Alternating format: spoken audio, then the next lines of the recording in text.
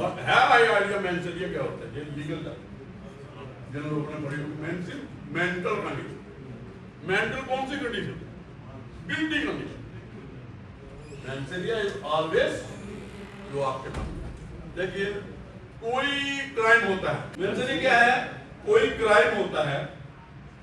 आप बताओ मुझे, कोई क्राइम होता है कैसे स्टार्ट होता है? कोई क्राइम करता था, लास्ट वाला बताएगा यहाँ आके आ जाओ। एक दिन पहले बुलाया था, आ जाओ आगे आ जाओ, सभी आ जाओ। ये जो लास्ट के 4 जो 5 आ जाओ, 5 जरूर आ जाओ।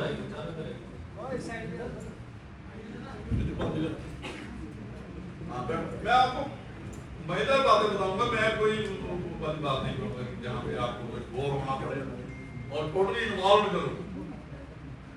ये मुझे बताइए कि जो क्राइम कोई करता है इसकी क्या स्टेज है? फिर आप ये वाली बात समझ जाओगे। कौन सी स्टेजेस है? एक आदमी क्राइम करता है तो उसकी क्या कंडीशन ऑफ माइंड होता है? जैसे सुसाइडल होता है, ये क्या होता है उसका? क्राइम करता है कोई बंदा, बताइए आप बीच में, आप बताइए क्राइम किसने करना, क्या उसकी क्या स्टेजेस है? क्राइम फुल क्राइम हो गया, क्या क्या स्टेजेस निकल गया है? क्या एक कॉमन सेंस है, आम आदमी को पता है। कोई बीच में कोई लीगल जांच नहीं पड़ी, उसकी कोई किसी ने क्राइम किया, आप देखते हो क्राइम क्या क्या स्टेजेस हैं क्राइम कंप्लीट होने के बाद? इंटेंशन,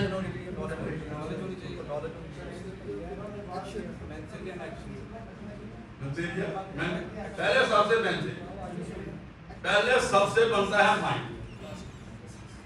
भैया ये थेफ्ट करनी है, मर्डर करना है, जहां तो क्राइम करना है।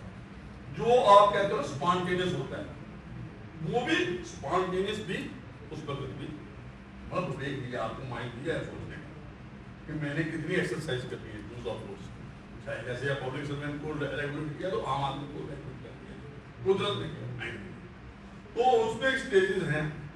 एक फर्स्ट गिल्टी माइंड स्टार्ट, आपका मान बनना, फिर उसके बाद है प्रिपरेशन।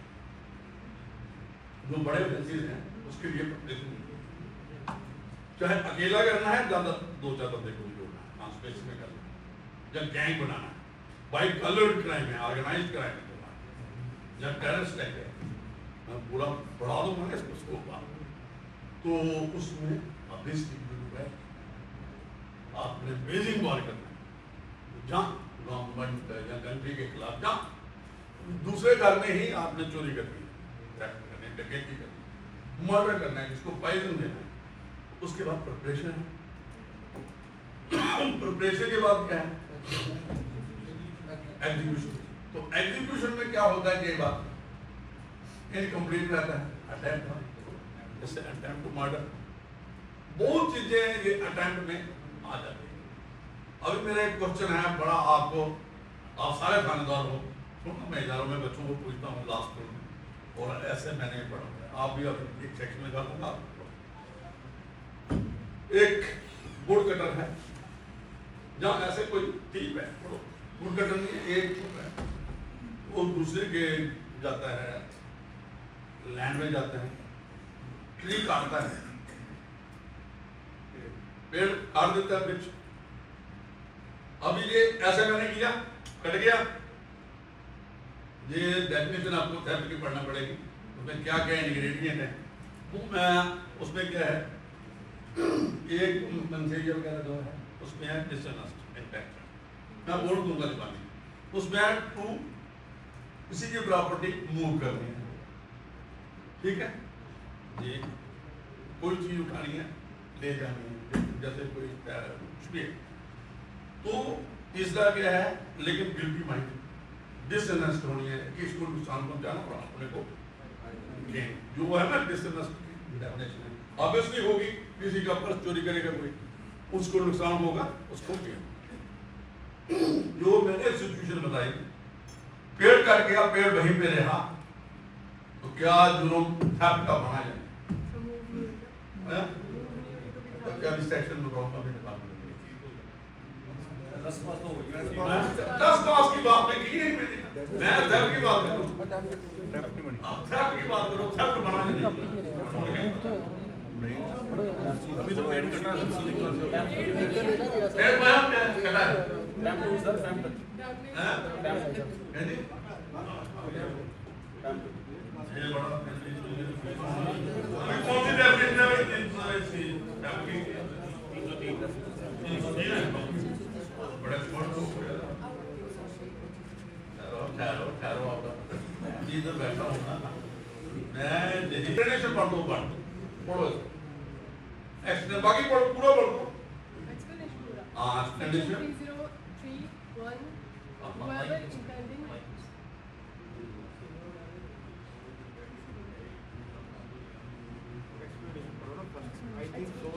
हाँ पढ़ो पढ़ो a thing so long as it is attached to the earth, not being movable property, is not the subject of theft, but it becomes capable of being the subject of theft as soon as it is served from the Secured. earth. Got from the earth. Secured.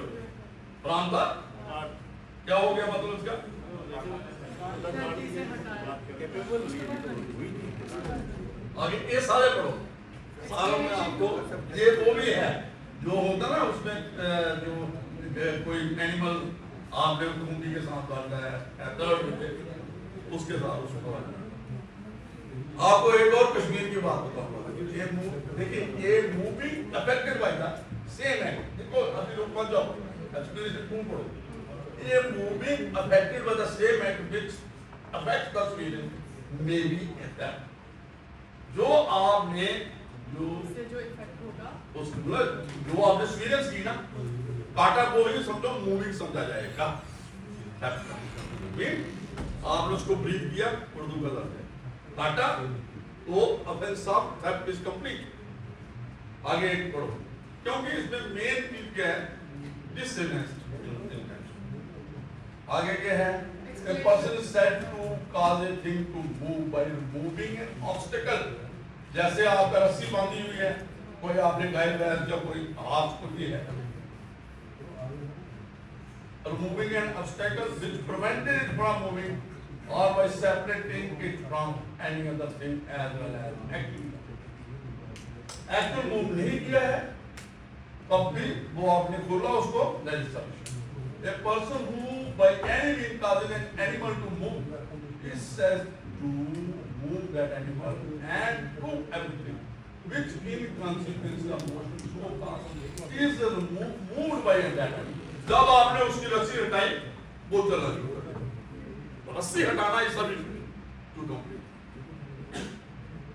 ये नहीं है कि आपने उधर से लेके घर जाना ये एक आ गया टैप जैसा कह रहे टैप बनता है एक्सप्लेन बाइक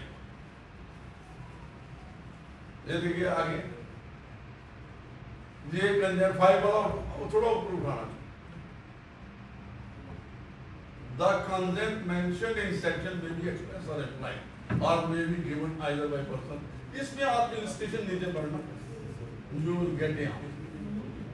ये डार्क है म्यूजिक डार्क ये वो तो रोटी डालता है ले जाते हैं ये सारे मूवमेंट की बात है लेकिन जो एक्सपीरियंस दैट तो ये की बात आ गई तो इसमें ही मुझे लगता है और नहीं करना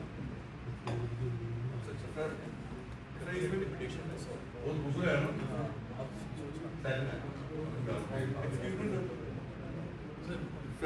सर अब इसमें ही एक क्वेश्चन फिर राइज हो जाएगा जैसे मिसचीफ है उसमें भी इंटेंशन है टू डैमेज करने की थी या थेफ्ट करने की थी फिर पर्चा किसमें देंगे?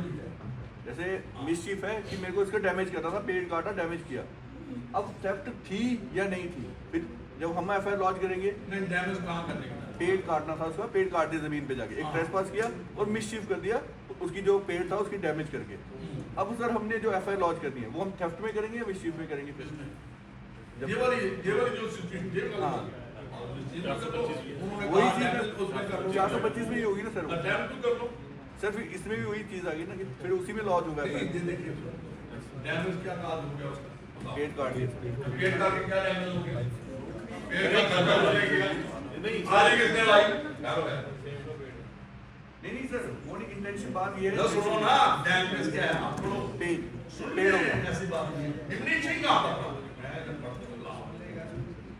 वैल्यू डिमिनिश करना, वो कहां से निकालोगे? मैं ऐसे बात कर रहा हूँ, अगर आप सब समझदार आदमी कोई आई हुआ है, डालने में इसका मोल था, खड़ा था 75 रुपये था, जब कटा इसका 50 रह गया। अगर आप बोलो ना वसीयत की डेफिनेशन इसको ये मैक्रो है ना, लॉ में आप निकाल के दिखाओ जहां का कोई भी कमीशन में कोई भी गलती है इस लॉ में,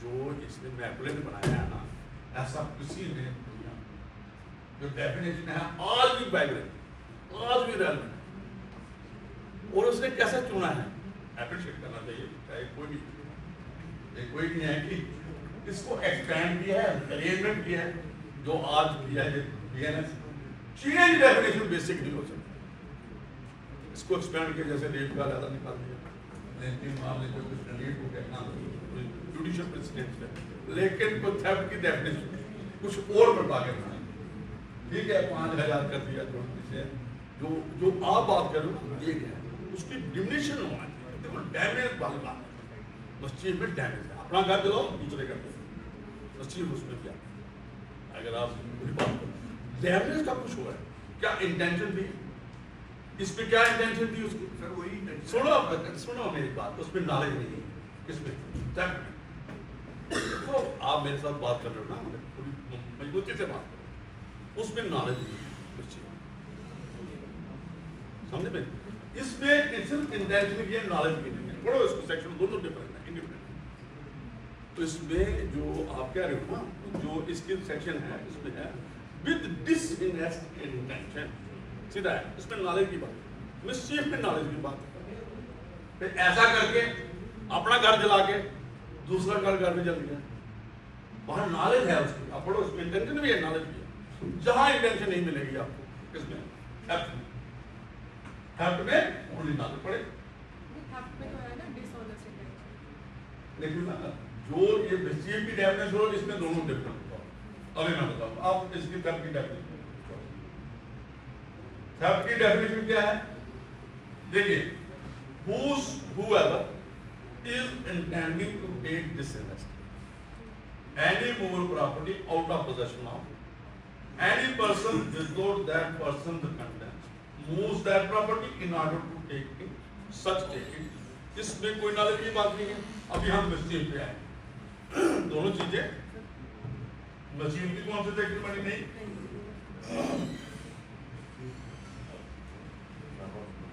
कौन सी बनी? ये भी ऑफेंस अगेंस्ट प्रॉपर्टी होगा ना, और देखिए इसमें सारा डाल दिया होगा, नहीं, whoever with intent to cause or knowing to and knowing that he is likely to cause, तो उसमें सिर्फ इंटेंट, इसमें knowledge, wrongful loss or damage, वहां wrongful loss है, dishonest intention है, wrongful loss और wrongful gain है, लेकिन क्या है? damage to the public, उसमें damage तो नहीं, or to any person causes the destruction of any property। अभी destruction explain किया, destruction, what do you mean by destruction? Theft में destruction तो नहीं है, पहले देखनी है आपकी कि आया किस कारण, ये नहीं है कि आपको प्रोज्यूम करना है ये नहीं हुआ ये हो गया, आप ये थेफ्ट नहीं हुई, ये डैमेज हुआ, उसमें इंडिपेंडेंट है, उसमें एग्रावेट है, उसमें ज़्यादा है, फायर से है, दूसरा है, मीनिंग वाला भी उसमें आता है, सारे हैं, लेकिन ये उसमें नॉलेज नहीं, इसमें सिर्फ इंटेंशन, तो ये फर्क है। और हर एक जो ऑफेंस होता है, अगर आपने 379 लगाया, आप ये देखो 379 के साथ जब चार्ज करता है ना कोर्ट, तो उसके अगर ये भी मैं एक बात बताऊं, एक बड़ा ऑफेंस होता है 302 नहीं बनाए, मर्डर नहीं बना, जब अभी 100 है या 150 मर्डर का, उसमें आपने कल्पना में होमिसाइड की सजा देते हो, कोई डकैती नहीं बनी, थेफ्ट बन गई, एक्सटॉर्शन बन गई, नीचे वाला ऑफेंस में आप चार्ज जो फ्रेम होता है कोर्ट में, जहाँ बड़ी सजा नीचे, लेकिन जो आप कह रहे हो जिस जो थेफ्ट की सजा मुसीब में नहीं, क्योंकि मुसीब एंड इंडिपेंडेंट है, वो इंसिडरी जहाँ उसका पार्ट होता है, एग्रावेट है, एक ऑफेंस है, मिसचीफ इंडिफरेंट है। हाँ, थेफ्ट की आप कर लो, मैं अभी बता देता हूँ। एक्सटॉर्शन, उसमें आगे आ जाओ आप। दूसरा कौन सा है? डकैती है, ये रबरी है, ये सारे है ना एग्रीमेंट। 5 बंदा है, 5 से वेपन है, या ये 3-4 आप हो सकता है थेफ्ट में दो। अच्छा, कई बार। अच्छा, एक और क्वेश्चन है अभी आपके पास, ये एंड करेंगे। ये मुझे बताओ, एक बंदे के 5 सिचुएशन, 5 बंदे, ये इसका अनलॉफुल असेंबली करता है, या 5 बंदे के अनलॉफुल असेंबली, जब 5 बंदों के खिलाफ चार्ज हो गया, कोर्ट में चला गया मामला, 5 बंदों जब FIR लगी, उसमें आइडेंटिफाई हुए 2, आराम और शाम। मोहम्मद जब कुछ और बात है, लगा दो, कुछ लगा दो। 2 बंदे हैं, 3 बंदे और हैं, लेकिन they are not identified during investigation. काम 5 ने किया है, कोई पर्टिकुलर अनलॉफुल असेंबली थी, लेकिन 2 आइडेंटिफाई हुए, 3 नहीं हुए। तो आपका चलान चला गया कोर्ट में। क्या उसमें बताइए मुझे, जे अनलॉफुल असेंबली 147 या 48 या जो भी इसके क्लास में अभी आया, क्या ये चार्ज होगा? 5 के खिलाफ बनेगा? ये बताइए, ये भी आप दोस्तों तो समझो। 3 अनआइडेंटिफाइड नहीं हुए, लेकिन 5 हैं। आपकी असेंबली कहती है, आपकी गिवनिंग कोर्ट कहती है ये 5 बंदे थे, FIR के बाद इतना कहते हैं 3 आइडेंटिफाई हो सके, बिल्कुल ना आइडेंटिफाई होगा। इन्वेस्टिगेशन के बिल्कुल सारा आप देखते हो, कोर्ट में दे देते हो 5 बंदे, 3 ये है, 2 ये हैं, 3 नहीं। तो क्या जुर्म 147 जो भी था, ये राइटिंग का जो कुछ लगेगा या नहीं? बताओ। लगा के भेज देंगे सर, कोर्ट में निकाल लेंगे। कोर्ट की बात करो ना, कोर्ट जुर्म से लगाएगा आप हैं, क्यों लगाएगा? क्वेश्चन नेक्स्ट है, क्यों लगाएगा? जी बोलो, क्यों लगाएगा? दे दो 5 देखिए, सुनिए, ये कोर्ट जजमेंट है, सुप्रीम कोर्ट की है, अभी रिसेंट में हमने इस पे काम किया।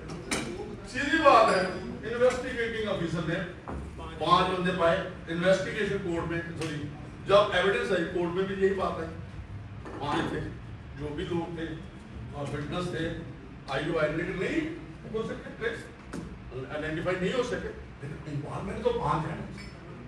अनलॉफुल असेंबली तो नहीं होना वो अलग है, साबित नहीं होना तो वो ये बोलते हैं कि अभी एक जजमेंट जो हाई कोर्ट ने निकाल दिया, तो सुप्रीम कोर्ट ने कहा नो, ये आम जो सर पहले मैं थोड़ा सा